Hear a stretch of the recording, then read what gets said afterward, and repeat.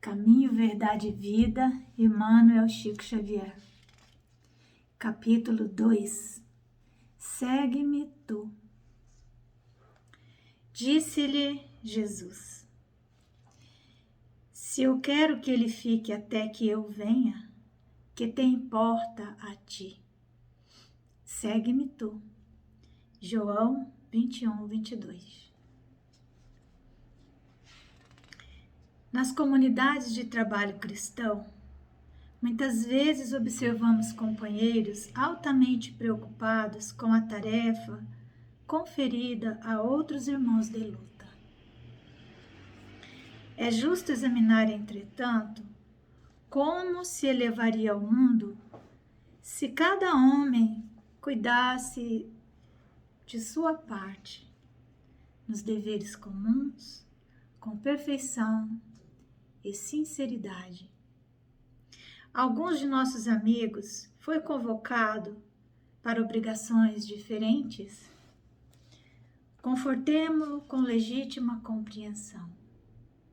Às vezes surge um deles modificado ao nosso olhar. Há cooperadores que o acusam. Muitos o consideram portador de perigosas tentações. Movimentam-se comentários e julgamentos à pressa. Quem penetrará, porém, o campo das causas? Estaríamos na elevada condição daquele que pode analisar um acontecimento por todos os ângulos? Talvez o que pareça queda ou defecção pode constituir novas resoluções de Jesus relativamente à redenção do amigo que parece agora distante. O bom pastor permanece vigilante.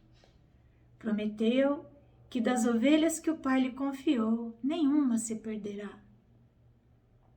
Convém, desse modo, atendermos com perfeição aos deveres que nos foram deferidos. Cada qual necessita conhecer as obrigações que lhe são próprias. Nesse padrão de conhecimento e atitude, há sempre muito trabalho nobre a realizar. Se um irmão parece desviado aos teus olhos mortais, faze o possível por ouvir as palavras de Jesus ao pescador de Cafarnaum: que te importa a ti? Segue-me tu. A questão sempre do tempo e do templo. Ainda nós, escravos que somos de tudo aquilo que seja a sucessividade, a nossa análise limitada de começo e de fim, não nos permite muitas vezes perceber que cada um de nós situa-se nessa linha sagrada do tempo de acordo com as necessidades que nos sejam próprias e que Jesus sabe. Fazemos julgamentos apressados, comparando o companheiro com o ritmo de trabalho que já imprimimos para nós outros, sem nos darmos conta de que a expectativa da vida para esse irmão possa ser outra. Às vezes julgamos alguém que não consegue sobrenadar as rotinas do dia a dia, da forma como o mundo entende que fosse ou que seja o mais adequado e o melhor. Há companheiros nossos que parecem perdidos no espaço e no tempo, como se não conseguissem compreender qual é o seu papel. Mas é porque muitos deles estão vivendo, talvez, um tempo, um momento em que, aturdidos, se preparam para cometimentos novos.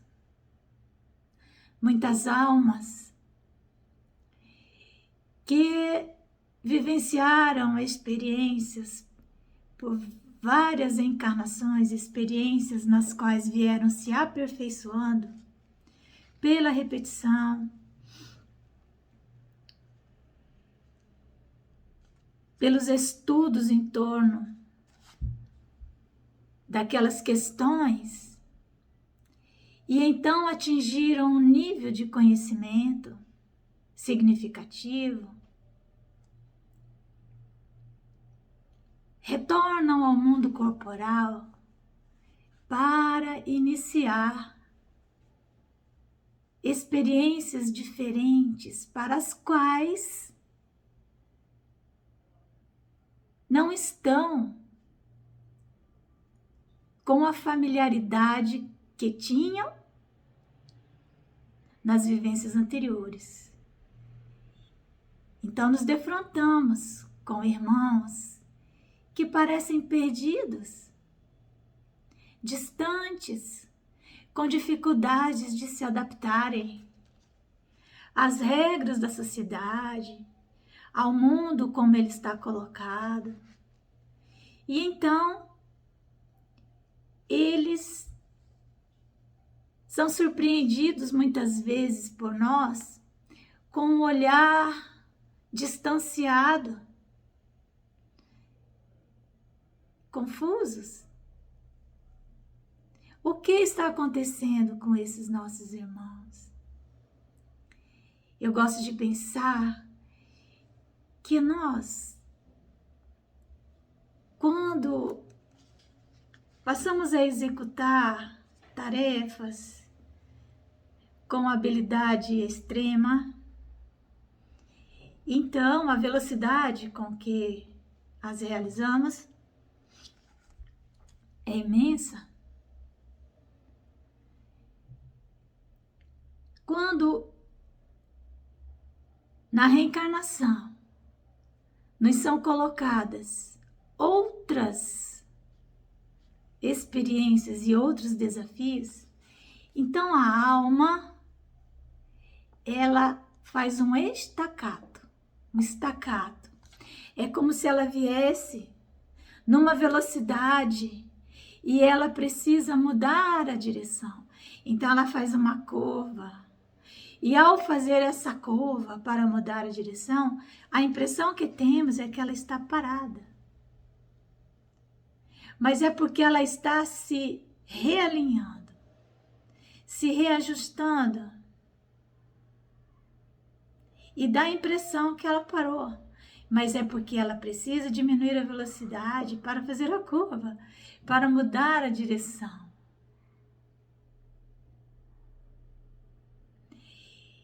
E isso pode durar 1, 2, 3 encarnações.